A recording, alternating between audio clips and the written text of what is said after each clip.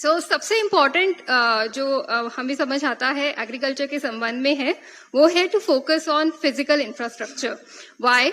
क्योंकि income generation agriculture में closely related होता है कितना कैपिटल फॉर्मेशन हो रहा है। कैपिटल फॉर्मेशन कैसे होता है? या तो प्राइवेट इन्वेस्टमेंट होता है या पब्लिक इन्वेस्टमेंट होता है। Private investment most of the states हमारे देश में काफी कम ही है and that is also the status of Jharkhand.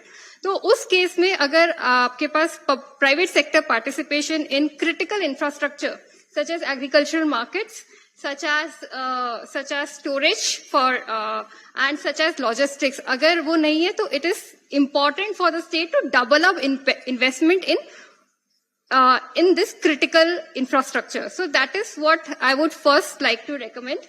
तो ये मैं इसलिए भी बोल रही हूँ क्योंकि बहुत अच्छे प्रोग्राम्स, बहुत अच्छे इंटरवेंशंस एग्रीकल्चर के संबंध में पिछले कुछ सालों में झारखंड में भी हुए हैं और दूसरे राज्यों में भी हो रहे हैं।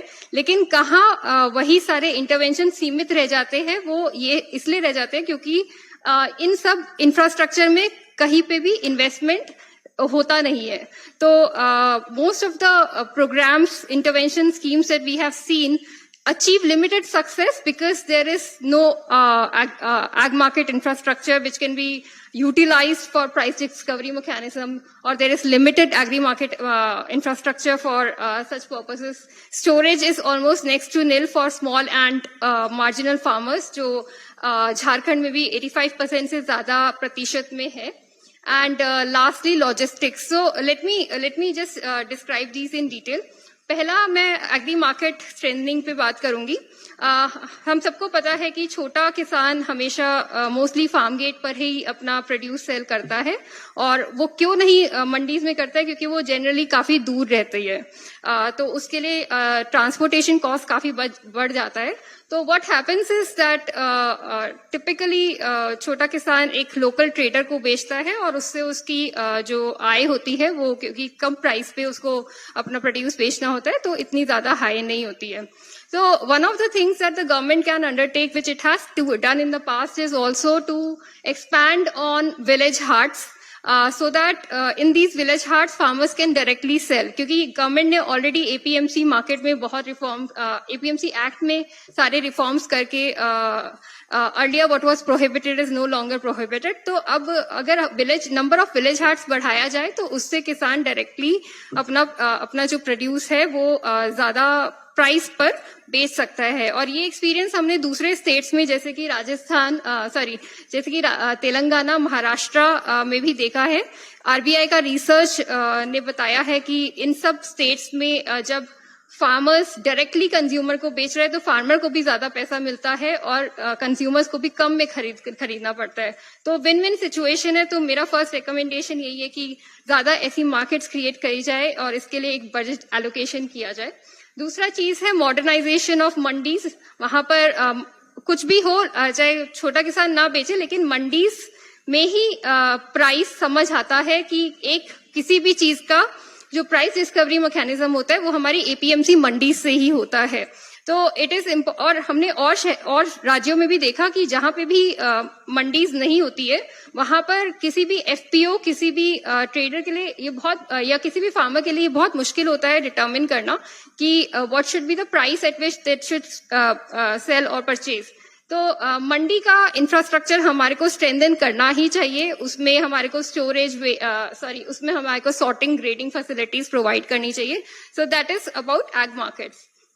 The next thing is about storage. हमने काफी सारे किसानों से बात करी दूसरे राज्यों में, और सब किसान चाहते हैं कि वो अपना प्रोड्यूस स्टोर करें, लेकिन ऑब्वियसली जितने भी स्टोरेज स्ट्रक्चर्स होते हैं वो जनरली बड़े शहरों में रहते हैं, तो उनके लिए गांव से, अपने खेत से जाना, उसमें शहर में जाना बहुत एक्सपेंसिव होता है। तो typically all farmers end up storing their produce in their homes, और इस वजह से they have significant losses and they do not get returns to storage and they end up selling their produce at lower prices.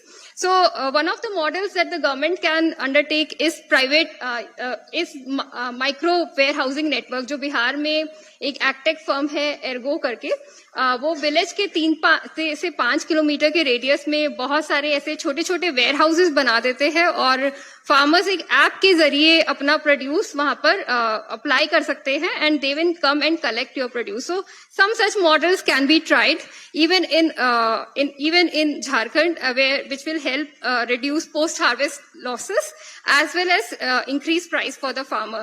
Another thing is investment in public investment in WDRA accredited storage structure. Why WDRA accredited? क्योंकि ये scientific standard से बनता है और safe रहता है, तो इसमें आपका प्रोड्यूस का क्वालिटी घटता नहीं है. So it is, if you look at the number of warehouses in the state, it is hardly 6% of, it can hold only 6% of total production that is done in terms of dry commodities.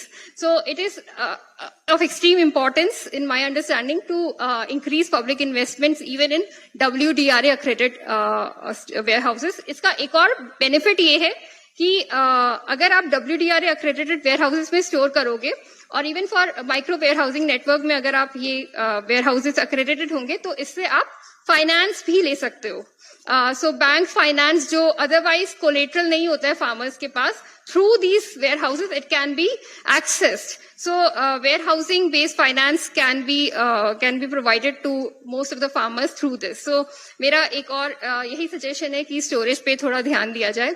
The third suggestion relates to logistics. अगर हम rural connectivity की बात करें, अगर roads की बात करें, remote areas में बात करें, तो most of the times there are no roads, कच्चा रोड्स और even poor quality roads that we have seen in other states, and therefore आप पब्लिक ट्रांसपोर्ट भी वहां नहीं मिलता है. Hence, obviously, जो भी farmer होता है वो इसलिए another reason why they sell to a trader who comes to their farm gate. So, one of the suggestions here is कि झारखंड एक पहला ऐसा स्टेट बन सकता है which can try an Uber model, wherein a state initiated एक e-trading platform, e-transport platform start किया जाए और उसके थ्रू वो ऐप के थ्रू फार्मर अपना जो भी प्रोड्यूस है वो उस व्हीकल में भेज सकता है. ऐसे ही ये जो मॉडल है ये इनपुट्स में भी काम आता है. और स्टेट्स में ये EM3 राजस्थान में है जो क्या करते हैं कि this is an agtech firm and what they have done is farmers who have agricultural equipment, large farmers who have agricultural equipment can rent out their equipment to small and marginal farmers through this app at affordable prices. So it become an aggregator kind of model. And some similar such thing can be done for transportation also, which can be led by the Jharkhand state government either on itself or in a PPP setup. So that is another recommendation that I have with respect to strengthening physical infrastructure. While I recommend these, I must say that all these interventions must be supplemented with road construction in the rural economy as well as uninterrupted power supply. बहुत बार हम देखते हैं कि storage तो होता है, cold storage होता है, लेकिन पावर है ही नहीं, या फिर वो डीजल जनरेटर्स पे चल रही है, तो इस वजह से कॉस्ट बहुत बढ़ जाती है एंड द यूटिलाइजेशन रिड्यूसेस. तो उस स्टोरेज स्ट्रक्चर को भी क्रिएट करने का कोई लाभ नहीं है. तो इसी वजह से मैं बोलूंगी कि ये बहुत आवश्यक है कि हम साथ साथ पावर सप्लाई पर भी फोकस करें. इरिगेशन में स्टेट इतना ऑलरेडी इन्वेस्ट कर रहा है और अगेन उसमें भी पावर सप्लाई बहुत इंपॉर्टेंट है and I would like to emphasise for continued investment in irrigation infrastructure. Next slide please. मेरा second recommendation is with respect to FPOs. पिछले कुछ सालों में गवर्नमेंट का बहुत ज्यादा स्ट्रॉन्ग पुश रहा है टू क्रिएट एफपीओस पूरे देश में एंड अलोंग विद झारखंड. हमने बहुत सारे नए एफपीओस देखे, बट अगर if you look at the performance of these FPOs, most of these FPOs are struggling to survive and only a very few have managed some success. अब जनरली नीति ये रहती है कि अगर कुछ एफपीओ सक्सीड कर जाते हैं उसी के मॉडल पर एक और एफपीओ सेटअप किया जाता है कि अच्छा ये इसको गाइड करेंगे। बट क्या होता है कि वो नया एफपीओ उसी ज्योग्राफी में सेटअप कर दिया जाता है और जो वो पहला एफपीओ था वो भी सफर करता है, because there is an increase in competition. So the government has to have a clear vision that if there are some active well performing FPOs then they must be strengthened further। और इसी तौर पे एक programme Orissa government already ऐसा run कर रही है, which is called PSFPO, which is production and stability of farmer producer organisations. और इसमें हम लोग क्या कर रहे हैं कि पहले आइडेंटिफाई करते हैं which are the well performing FPOs in the state, क्योंकि they have manage to help improve farmers incomes, and then उनको फर्दर सपोर्ट आगे के लिए दिया जा रहा है इन टर्म्स ऑफ जो भी वो चैलेंजेस फेस कर रहे हैं, चाहे वो फाइनेंस में हो, चाहे वो कैपेसिटी बिल्डिंग में हो, ट्रेनिंग में हो, गवर्नेंस लीडरशिप प्रोग्राम्स में हो, वो सब में ये प्रोग्राम के थ्रू हेल्प किया जा रहा है। So my suggestion is to look at this kind of program for Jharkhand as well, because there are a few very good performing FPOs, and they should continue to run, and it should not be that the program started and now ended and they should die to death. So that's another, and also if some of these FPOs can be advanced to higher levels, like most of the FPOs initial stages में सिर्फ trading में ही रहते हैं और उनका जो margins होता है वो बहुत low होता है, value addition या export के लिए काफी पैसा चाहिए होता है। तो that is another push that can come through this policy कि जो advanced stage में FPOs है, they can now go to next stage, which is in the form of value addition and export opportunities. So this is about my second recommendation. And the last recommendation, please, third slide, please, is around agri-production clusters approach. Again, the focus is small and marginal farmers who do not have large amounts of produce to be able to negotiate with a trader. So what you can do is organize commodity clusters, और वो commodities कैसे define होनी चाहिए, इस पे पहले बहुत अच्छा research होना चाहिए कि high value commodity है and it is not very risky, इसकी price की volatility बहुत ज्यादा नहीं है, कि हम risk introduce ना करें system में। So a lot of analysis has to be done in order to identify those commodities, demand कितनी है, क्या demand deficit है, क्या झारखंड state की demand deficit है, वो commodities जिसमें पहले झारखंड में कम demand है उनको target किया जा सकता है, and build those commodity clusters along with producer groups and producer companies. तो प्रोड्यूसर ग्रुप्स फार्मर्स के लेवल पे बनेंगे और producer companies at a block level बनेगा। और इसमें क्या होगा, synchronise production is typically recommended. So all farmers in a specific geographical area will undertake production of the same commodity with same package of practices. तो eventually जो output आएगा वो भी of similar quality होगा। तो इससे फायदा ये होता है कि अगर आप बायर को सेल कर रहे हो तो उसमें इतने क्वालिटी डिफरेंसेस नहीं आते हैं।